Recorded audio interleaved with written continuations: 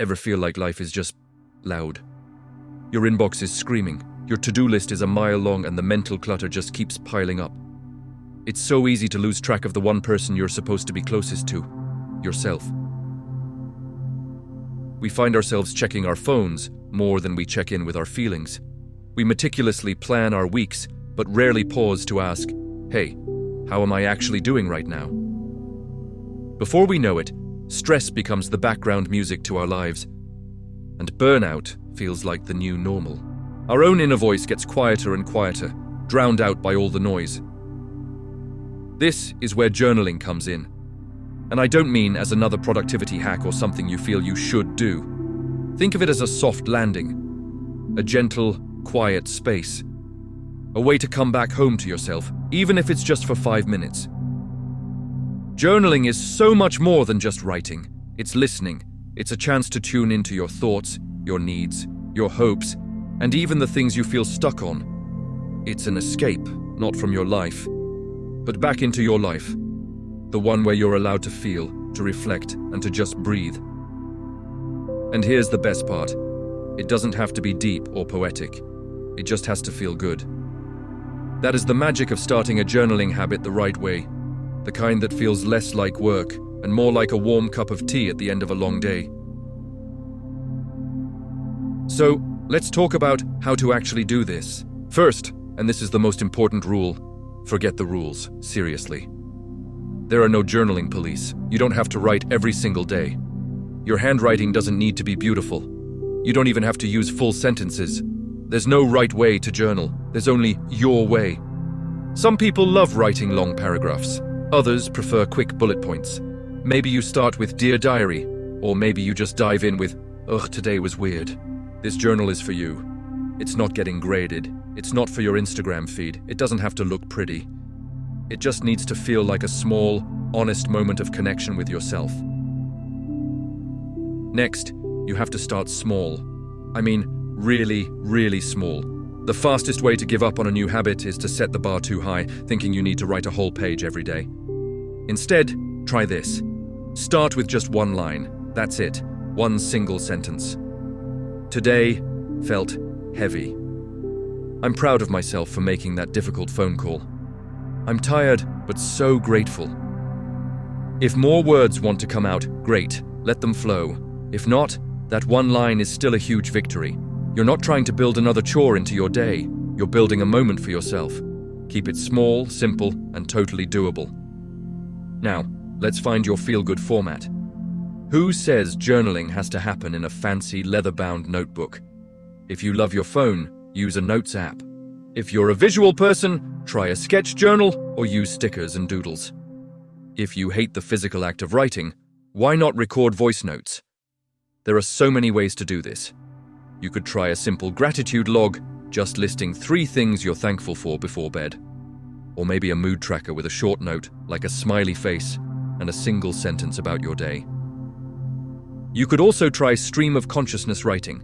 Just get whatever is in your head down on paper without judgment. Or you can use prompts, which we'll talk more about in a minute. The goal isn't consistency for the sake of it. The goal is comfort. Find what feels good to you. To make this habit really stick, try timing it with joy. Link your journaling practice to something you already enjoy doing. Maybe you can write a few lines while you're sipping your morning coffee or tea. Or perhaps you can do it right before your evening skincare routine. You could even take your journal to a quiet bench in the park on your lunch break. Using it to wind down before sleep is also a wonderful way to close out the day.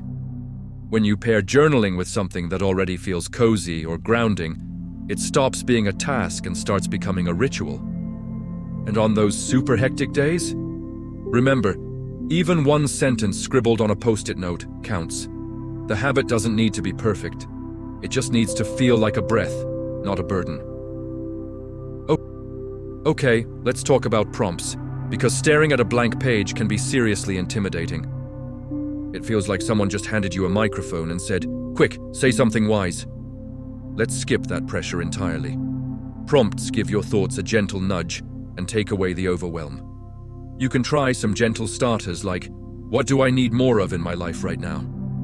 Or, "One thing that made me smile today was..." Another great one is, I feel most like myself when I... Or if you need to release something, what's something I want to let go of? And a powerful one. Today I give myself permission to... You don't have to answer them all. Just pick one that resonates with you and let your pen, or your keyboard, just wander. Ultimately, remember this. You're not journaling to be perfect. You're journaling to feel better. You're not trying to impress your future self or create some aesthetic archive of your life. You are doing this to understand yourself, to breathe, and to reconnect. And that means it is absolutely okay to repeat yourself. It's okay to write, I don't know what to say, 10 times in a row. It's okay to skip days, weeks, or even months. When you come back to it, your journal will be waiting for you with zero judgment. Let it be messy. Let it be honest. Let it be a space where you can simply be you. On those extra busy days, I want to share my 5-minute feel-good journaling formula. It's super simple. All you need is 5 minutes and a relatively quiet moment. First, write down one feeling word. Today I feel maybe anxious, content, drained, or hopeful. Second, one reason why. Because, and just finish the sentence. Third, one thing you're grateful for. I'm thankful for. Fourth, one gentle thought or intention for yourself. I give myself permission to. And finally, one closing word to anchor yourself, like breathe.